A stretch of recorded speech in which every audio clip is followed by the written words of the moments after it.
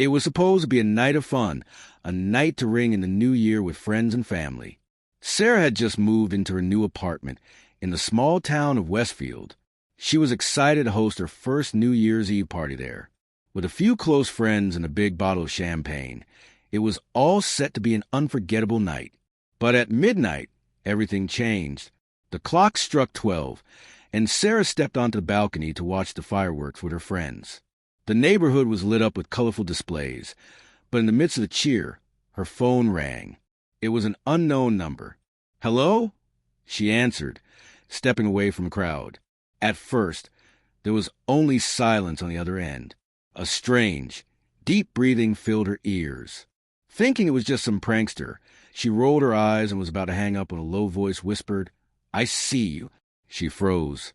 The voice was unfamiliar, but it felt so close. She looked around the apartment, feeling the hairs on the back of her neck rise. Nothing seemed out of place, but she couldn't shake the unease gnawing at her. "Who is this?" she demanded. The voice didn't answer. Instead, she heard the unmistakable sound of a door creaking open. Sarah spun around, her heart pounding in her chest. Her front door was locked. She had checked it before stepping out onto the balcony. "Sarah, I'm coming for you," the voice croaked, sending a chill down her spine. Panic set in as she rushed inside, slamming the door shut and locking again. But something felt wrong. She could hear footsteps echoing in the hallway outside her apartment, but no one was supposed to be there. Her friends were still out on the balcony, and she was certain no one had entered the building. She grabbed a kitchen knife, her fingers trembling. Each step she took felt like a lifetime, but the footsteps continued to grow louder. Her phone rang again, but she didn't answer. She couldn't. Her whole body was frozen in place. The footsteps reached her door. She heard a muffled voice outside, speaking too quietly for her to make out the words, and then a loud banging. "Let me in!" the voice shouted, as if it had suddenly morphed into a creature full of rage. "Let me in!" With a burst of adrenaline, Sarah bolted to the door and peered through the peephole. No one was there. Heart racing, she opened the door. The hallway was completely empty. There was no one there. But when she looked down at the floor, she saw something that made her blood run cold. A single black feather lay on the ground. There were no birds in the area, and Sarah knew for a fact that the feather hadn't been there when she stepped outside. Her phone rang again. This time, the number was blocked, and that's when Sarah understood. The terror wasn't over. It had just begun. Alex was the life of every party. His reputation as a charismatic and fun-loving guy had earned him a large circle of friends, and when New Year's Eve came around, he always knew how to throw the best party in town. But this year, something was different. It all started when he invited a new group of friends to his house for the first time.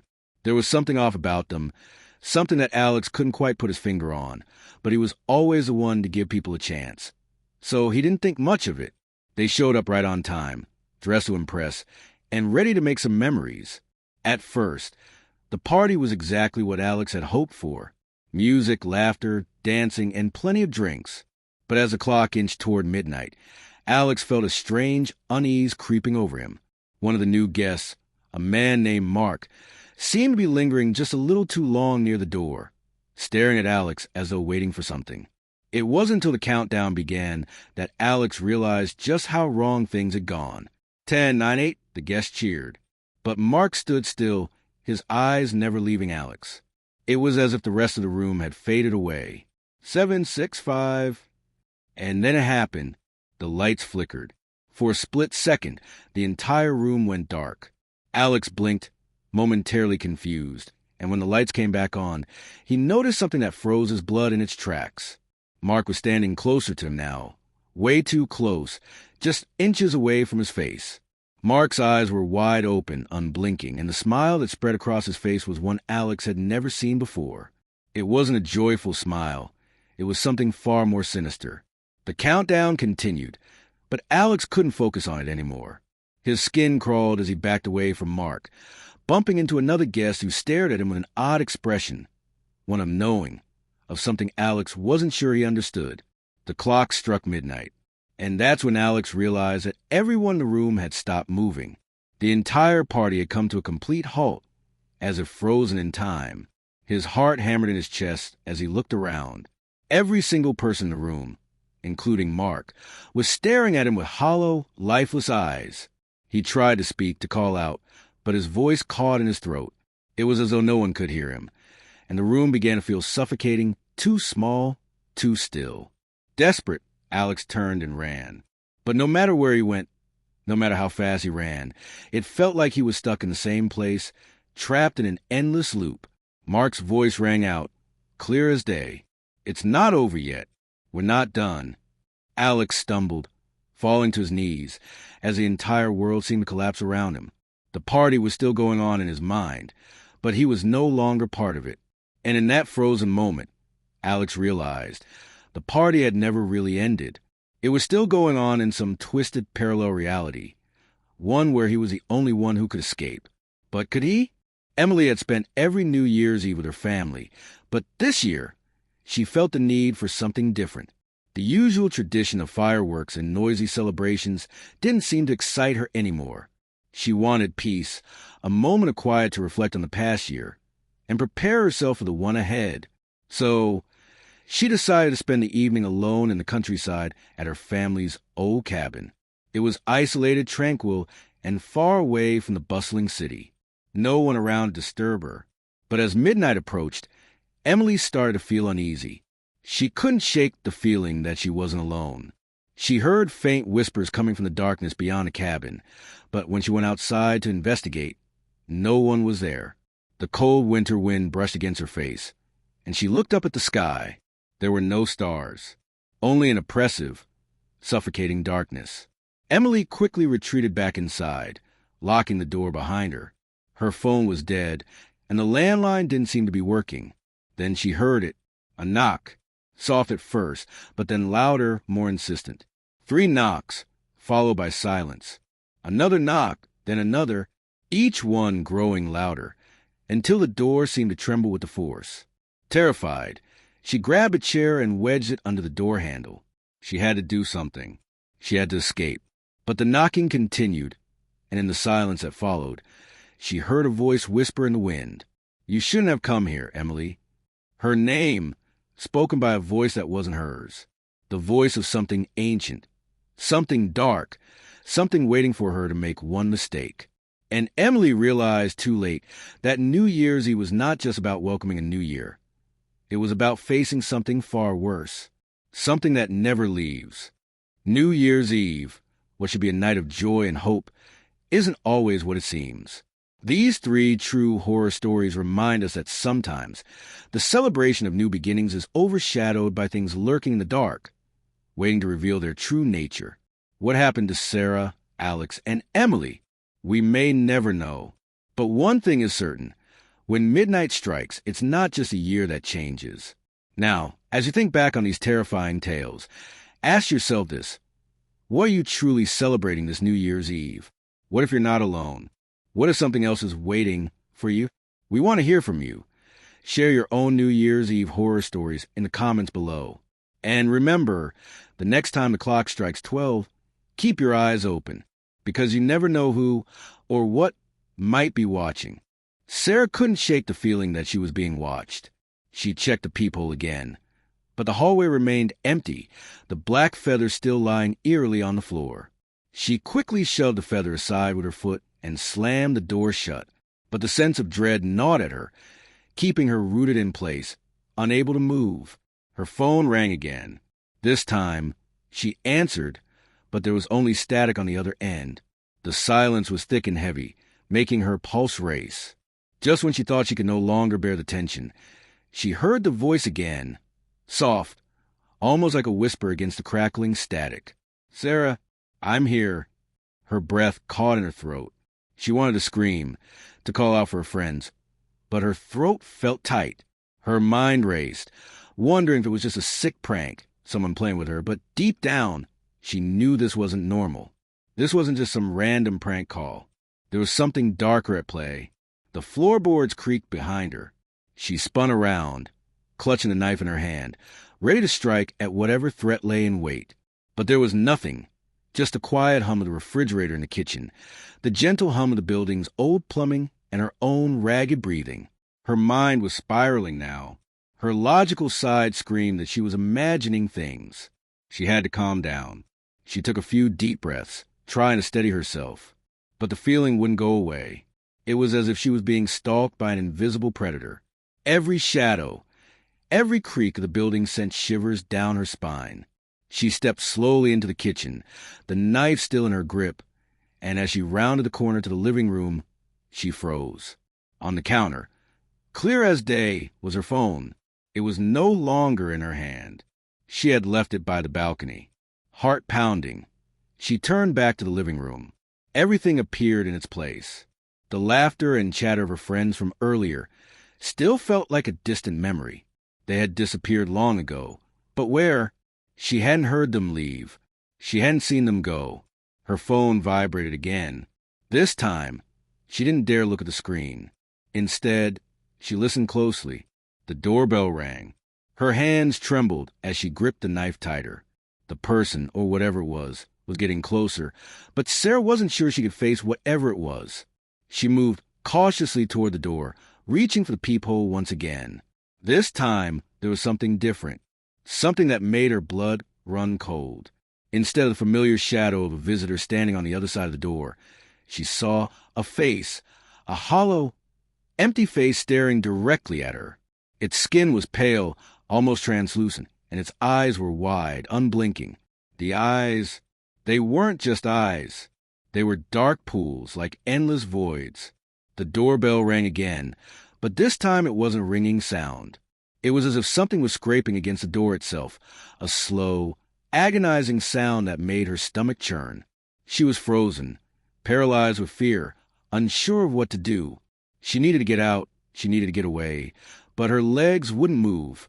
Her gaze remained locked on that face, its unnatural eyes following every slight movement she made. The scraping sound grew louder, and then the voice came again. "Let me in, Sarah." It wasn't a plea. It wasn't a demand. It was a whisper, a command that seemed to echo from everywhere and nowhere at once. Her body finally moved, her instincts taking over. She grabbed her purse, her coat, and ran to the balcony. There was no way she was staying in that apartment another second. She didn't care how high the building was or how far the drop might be. The terror that gripped her heart wouldn't allow her to think about anything else. But when she reached the balcony, she stopped. There, on the edge, was the same black feather. A single, dark feather, just like the one she had found by her door. The air was still, and then it hit her. The thing on the other side of the door, the thing that had been calling her name. It wasn't human. It never was. Alex's mind was racing as the seconds ticked down to midnight. He knew something was wrong. It wasn't just a strange energy that had taken hold of his guests. It was something else. Mark's unblinking gaze, the unnerving silence from everyone else. It was as though they were waiting for something, and Alex was the centerpiece of it all. The countdown continued, but Alex didn't hear the familiar excitement. All he could hear was the pounding of his own heart in his chest, growing louder and louder, drowning out the world around him.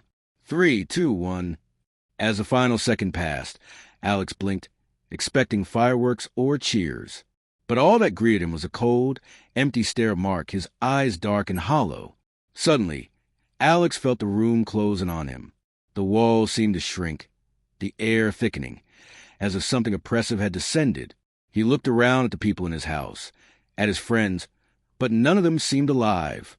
They were frozen, motionless, staring at him with vacant expressions. His breath quickened, panic rising in his throat. "What's happening?" He whispered to no one in particular. Mark stepped closer, his feet silent on the floor.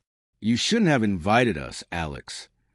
Alex stumbled backward, tripping over a chair, but Mark's eyes never left his face. "You don't get to leave now," Mark said, his voice low and cold. "The party isn't over. Not for you." Alex tried to speak, but his words caught in his throat. He couldn't breathe, couldn't think straight. He was trapped in this space, and no matter where he went, he couldn't escape. The house felt like a labyrinth, twisting and changing with each step he took. Suddenly, Alex's feet found purchase on the ground again. The room began to spin around him, and the walls stretched out, folding inward like a funhouse at a carnival.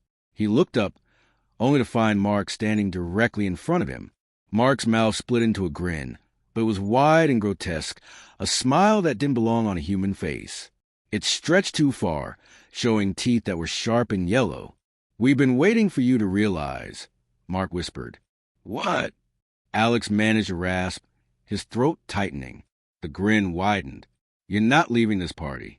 Not ever." And as Mark reached out, his fingers elongated, his body shifting into something that was no longer human, Alex screamed, but the sound was swallowed by the walls that were closing in. Emily's heart pounded against her ribs as she pressed her back to the cabin's door, her pulse racing. She could still hear the faint knocks outside, but no one had come to the door. No one had called out. Her mind screamed at her to escape. But the cabin felt like a prison, and with every breath, the walls seemed to grow tighter, more suffocating. The knock came again. 3 sharp raps, followed by a silence that felt far too heavy. Her feet moved before she could even process it, her legs carrying her into the living room as though some invisible force was pulling her forward. The lights flickered, casting shadows that danced and twisted. She reached for the phone on the table. Still dead. She grabbed her jacket, her keys, and pushed the door open just a crack. And then she heard it, whispered just outside the door. "Emily, you shouldn't have come." Her blood turned to ice. The voice was her own. Before she could process what had just happened, something cold and damp brushed against her neck. She spun around, but the room was empty. Then the whispers grew louder, echoing from all corners of the cabin, surrounding her. "You shouldn't have come.